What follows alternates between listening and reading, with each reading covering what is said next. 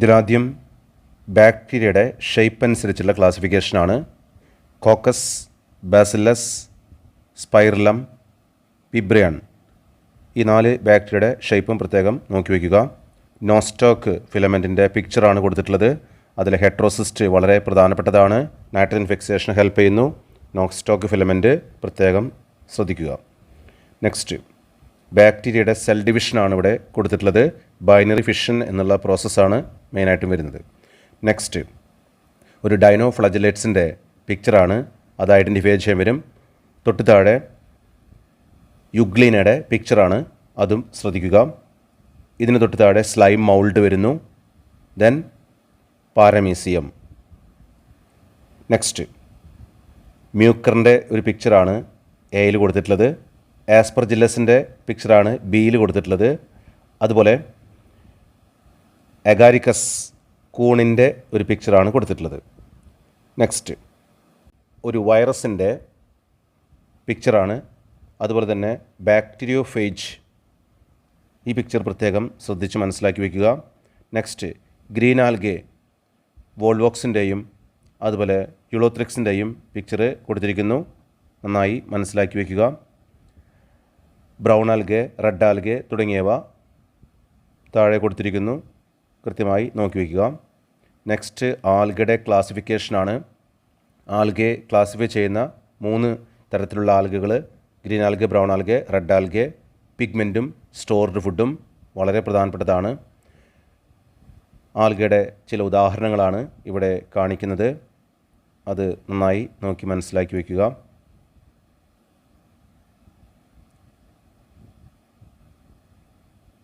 Next, bryophytes. അതിലെ ഗാമിറ്റോഫൈറ്റും സ്പോറോഫൈറ്റും അടങ്ങുന്ന ഒരു പിക്ചർ. അതിൽ സ്പോറോഫൈറ്റിൻ്റെ പാർട്സ് പ്രത്യേകം ശ്രദ്ധിച്ച് മനസ്സിലാക്കുക. സീറ്റ, ക്യാപ്സുൾ എന്നുള്ളത്. നെക്സ്റ്റ്, ബ്രയോഫൈറ്റ്സിലെ തന്നെ ലിവർ വേർഡ്സ്, മാർക്കാൻഷ്യയാണ് ഇവിടെ കൊടുത്തിട്ടുള്ളത്. അതിലെ ഫീമെയിൽ താലസും മെയിൽ താലസും പ്രത്യേകം ശ്രദ്ധിക്കുക. ഫിനേറിയ വീണ്ടും കൊടുത്തിരിക്കുന്നു. നെക്സ്റ്റ്, റൂട്ടിൻ്റെ വിവിധ ഭാഗങ്ങളാണ്. Meristem, elongation, maturation, root cap തുടങ്ങിയ കാര്യങ്ങൾ ഇതിൽ കൊടുത്തിട്ടുണ്ട്. റൂട്ട് ഹെയർ റീജിയൻ, ഇതെല്ലാം ശ്രദ്ധിക്കുക. വീനേഷനാണ് നെക്സ്റ്റ്, റെട്ടിക്കുലേറ്റും പാരലൽ വീനേഷനും. Types of leaf, simple leaf, compound leaf.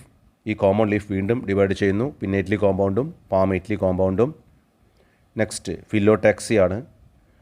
ലീവ്സിൻ്റെ arrangement ആണ്. ഓൾട്ടർനേറ്റ്, ഓപ്പോസിറ്റ്, വേൾഡ് ഫില്ലോടാക്സിയിൽ ഇവിടെ കാണിച്ചിട്ടുള്ളത്. നെക്സ്റ്റ്, റെസ്മോസ് ഇൻഫ്ലോറസൻസും സൈമോസ് ഇൻഫ്ലോറസൻസും തമ്മിലുള്ള ഡിഫറൻസ് ആണ് ഇവിടെ കൊടുത്തിട്ടുള്ളത്. ഈ പിക്ചേഴ്സ് പ്രത്യേകം നോക്കുക. Next, actinomorphic, zygomorphic, asymmetric flowers classify ചെയ്യുന്ന ഫ്ലവേഴ്സാണ് ഇവിടെ കൊടുത്തിട്ടുള്ളത്. പ്ലെയിൻ ഓഫ് ഡിവിഷൻ അനുസരിച്ചുള്ള ക്ലാസിഫിക്കേഷനാണ് ഉദ്ദേശിക്കുന്നത്.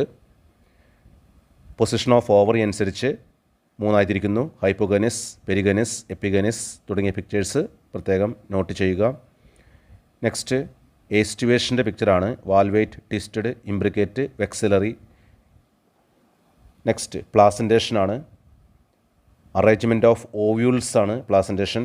Marginal, axile, parietal, free central, basal. Next, fruit. അതിലെ 3 ലെയറുകളാണ്. പെരിക്കാർപ്പിലെ 3 ലെയറുകൾ: എപ്പിക്കാർപ്പ്, മീസോകാർപ്പ്, എൻഡോകാർപ്പ്. ലേബൽ ചെയ്തിട്ടുള്ള പ്രത്യേകം ശ്രദ്ധിക്കുക. ഒരു മോണോക്കോട്ട് സീഡിൻ്റെ പിക്ചർ ലേബൽ ചെയ്യാനായിട്ട് വരാറുണ്ട്. ആ പിക്ചർ ഒന്ന് പ്രത്യേകം ശ്രദ്ധിക്കുക. നെക്സ്റ്റ്, സോളനേസെ ഫാമിലിയുടെ ഫ്ലോറൽ ഫോർമുലയും ഫ്ലോറൽ ക്യാരക്ടേഴ്സും ഫ്ലോറൽ ഡയഗ്രവും ഡിസെക്റ്റഡ് പാർട്സും എല്ലാം കൊടുത്തിരിക്കുന്നു. പ്രത്യേകം നോട്ട് ചെയ്യുക, ശ്രദ്ധിക്കുക. തുടർന്ന് സോളനേസെ ഫാമിലിയിലെ എക്കണോമിക് ഇമ്പോർട്ടൻ്റ് ആയിട്ടുള്ള പ്ലാന്റ്സ് ഏതെല്ലാമാണ്, ഏതെല്ലാം രീതിയിലാണ് പ്രാധാന്യമുള്ളത് എന്ന് പ്രത്യേകം മനസ്സിലാക്കുക. മറ്റൊന്ന്, അനാട്ടമിയിലെ സ്റ്റൊമാറ്റയാണ്. ഡൈക്കോട്ട് ലീഫിലെയും മോണോക്കോട്ട് ലീഫിലെയും സ്റ്റൊമാറ്റയുടെ shape, subsidiary cells, stomatal aperture, ഇതെല്ലാം ശ്രദ്ധിക്കുക. വാസ്കുലാർ ബണ്ടിൽസ് പ്രത്യേകമായി ശ്രദ്ധിക്കുക. Radial bundle, conjoint, open bundle, closed bundle. ഇവയുടെ പ്രത്യേകതകൾ എന്തെല്ലാമാണ് എന്നുള്ളത് നോട്ട് ചെയ്യുക. നെക്സ്റ്റ് ഡൈക്കോട്ട് റൂട്ടിൻ്റെ പിക്ചറാണ്. ലേബൽ ചെയ്യാനായിട്ട് വരാം, അല്ലെങ്കിൽ ക്യാരക്ടേഴ്സ് എന്ന് ഐഡൻറ്റിഫൈ ചെയ്യാനായിട്ട് വരാം. നെക്സ്റ്റ് മോണോക്കോട്ട് റൂട്ടിൻ്റെ പിക്ചറാണ്, അതും പ്രത്യേകം നോക്കുക. ഡൈക്കോട്ട് സ്റ്റെമ്മിൻ്റെ പിക്ചറാണ് നെക്സ്റ്റ് വരുന്നത്. അതിനുശേഷം മോണോക്കോട്ട് സ്റ്റെമ്മിൻ്റെ സെക്ഷണൽ വ്യൂ ആണ്, അല്ലെങ്കിൽ ട്രാൻസ്വേഴ്സ് സെക്ഷനാണ്. ഇതിനുശേഷം ഒരു ഡൈക്കോട്ട് ലീഫ്, ഡോഴ്സി വെൻട്രൽ ലീഫിൻ്റെ ഒരു പിക്ചറാണ്. പാലിസൈഡ് സ്പോഞ്ചി പാരങ്കേമയെ കാണുന്നു. നെക്സ്റ്റ് ഒരു മോണോക്കോട്ട് ലീഫിൻ്റെ പിക്ചറാണ്. തൊട്ടു മുമ്പ് ഡൈക്കോട്ട് ലീഫിൻ്റെ പിക്ചറാണ് നമ്മൾ കണ്ടിരുന്നെങ്കിൽ ഐസോ ബയലാറ്റർ ലീഫ്, മോണോക്കോട്ട് ലീഫിൻ്റെ പിക്ചറാണ് ഇവിടെ കാണിച്ചിരിക്കുന്നത്. മീസോഫിൽ ടിഷ്യൂ ഡിഫറൻഷ്യേറ്റഡ് അല്ല എന്നുള്ളതാണ് ഇവിടെ പ്രത്യേകത. നെക്സ്റ്റ് റൈബോസോം ഒരു കൂട്ടമായിട്ട് അറേഞ്ച് ചെയ്തിരിക്കുന്നു. ഇതിനെ പോളിസോം എന്ന് വിളിക്കും. നെക്സ്റ്റ് ഒരു ഫ്ലൂയിഡ് മൊസൈക്ക് മോഡൽ പ്ലാസ്മ മെംബ്രെയിൻ്റെ പിക്ചറാണ് കൊടുത്തിട്ടുള്ളത്. സിംഗർ നിക്കോൾസൺ കണ്ടെത്തിയ ഫ്ലൂയിഡ് മൊസൈക്ക് മോഡലാണിത്. നെക്സ്റ്റ് എൻഡോപ്ലാസ്മിക് റെട്ടിക്കുലത്തിൻ്റെ പിക്ചറാണ് ഇവിടെ കൊടുത്തിട്ടുള്ളത്. ലേബൽ ചെയ്യാൻ ചോദിക്കാം, പ്രത്യേകം ശ്രദ്ധിക്കുക. മൈറ്റോകോൺഡ്രിയയുടെ പിക്ചർ സ്ഥിരമായി ലേബൽ ചെയ്യാനായിട്ട് വരാറുള്ളതാണ്. അതുപോലെ തന്നെ ക്ലോറോപ്ലാസ്റ്റിൻ്റെ പിക്ചറും ഇതും വളരെ പ്രധാനപ്പെട്ടത് തന്നെയാണ്. അതിൽ ഗ്രാനയും സ്ട്രോമയും അതുപോലെ തൈലാക്കോയിഡ്സിൻ്റെ അറേഞ്ച്മെൻറ്റ് ഇതെല്ലാം പ്രത്യേകം നോട്ട് ചെയ്യുക. സീലിയ ഫ്ലജല്ലയുടെ ക്രോസ് സെക്ഷനാണ്, ആക്സോണിയമാണ് ഇവിടെ കൊടുത്തിട്ടുള്ളത്. അതിലെ 9 ഡബിളറ്റ് ഫൈബ്രിൽസും സെൻട്രൽ സിംഗ്ലറ്റ് ഫൈബ്രിൽസും പ്രത്യേകം നോക്കുക. ക്രോമോസോമിൻ്റെ ഒരു ക്ലാസിഫിക്കേഷൻ കൊടുത്തിരിക്കുന്നു. അതിൽ സാറ്റലൈറ്റ് എന്ന് പറയുന്ന പാർട്ട് എവിടെയാണ്, സെക്കൻഡറി കൺസ്ട്രക്ഷൻ എവിടെയാണ്, മെറ്റാസെൻട്രിക്കും ആക്രോസെൻട്രിക്കും ക്രോമോസോംസിൻ്റെ പ്രത്യേകതകൾ അല്ലെങ്കിൽ സബ്മെറ്റാസെൻട്രിക്കിൻ്റെ പ്രത്യേകതകളെല്ലാം ഇതിൽ നോക്കണം. ഇവിടെ ഒരു അനാഫേസിൻ്റെ പിക്ചറാണ് കൊടുത്തിട്ടുള്ളത്. തുടർന്ന് ഒരു മെറ്റാഫേസിൻ്റെ പിക്ചറാണ് പിന്നീട് കാണിക്കുന്നത്. ഇതിൽ ഇവൻറ്റ്സ് എന്തെല്ലാമാണെന്ന് ചോദിക്കും. ഇൻ്റർഫേസിൻ്റെ പിക്ചർ കൊടുത്തിരിക്കുന്നു. ദെൻ പ്രോഫേസ് കാണിച്ചിരിക്കുന്നു. ഇവിടെ ഒരു മിയോസിസ് നടക്കുമ്പോഴുള്ള ഇവൻറ്റ്സാണ്. മിയോസിസിൻ്റെ വിവിധ ഘട്ടങ്ങൾ ഇതിൽ കാണിക്കുന്നു. ക്ലോറോപ്ലാസ്റ്റിൻ്റെ പിക്ചർ ഒന്നുകൂടിയും വ്യക്തമായി ലേബൽ ചെയ്യാനായിട്ട് പഠിക്കാം. അതുപോലെ തന്നെ ക്ലോറോപ്ലാസ്റ്റ് പിഗ്മെൻറ്റ്സ് സെപ്പറേറ്റ് ചെയ്യുന്ന ഒരു ക്രോമറ്റോഗ്രാഫി മെത്തേഡ് ഉപയോഗിച്ച് സെപ്പറേറ്റ് ചെയ്യുന്ന രീതികളാണ് ഇവിടെ കാണിക്കുന്നത്.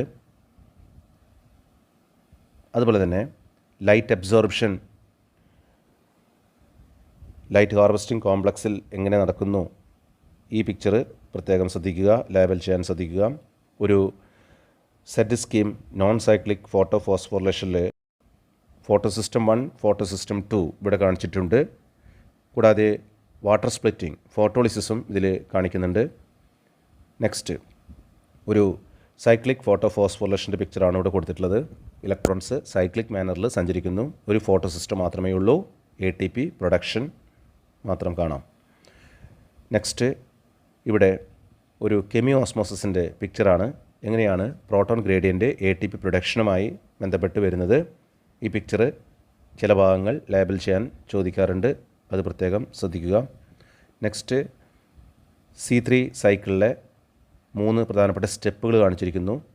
അതുപോലെ തൊട്ട് താഴെ C4 സൈക്കിള്, അതിലെ 2 ടൈപ്പ് ക്ലോറോപ്ലാസ്റ്റ് ഏതെല്ലാമാണെന്ന് ഇതിൽ നിന്ന് മനസ്സിലാക്കിയെടുക്കാം.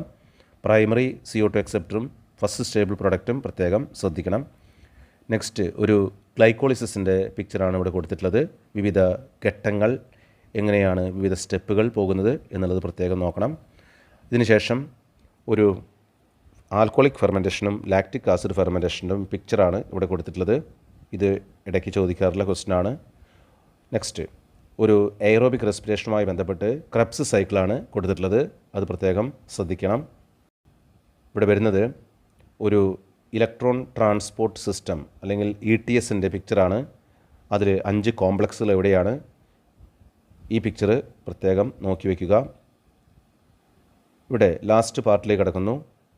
അരിത്തമെറ്റിക് ഗ്രോത്തും ജോമെട്രിക് ഗ്രോത്തും എങ്ങനെ പോകുന്നു എന്ന് കാണിക്കുന്ന പിക്ചറാണ്. ഇതിന് താഴെ ഒരു ജോമെട്രിക് ഗ്രോത്തിൻ്റെ കർവാണ്.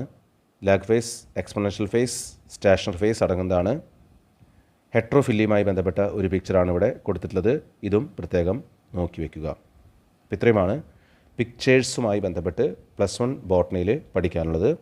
എല്ലാവർക്കും ഇതുമായി ബന്ധപ്പെട്ട കാര്യങ്ങളെല്ലാം എഴുതാനായിട്ട് കഴിയട്ടെ എന്ന് ആശംസിക്കുന്നു. എല്ലാവർക്കും വിജയാശംസകൾ നേർന്നുകൊള്ളുന്നു. Thank you.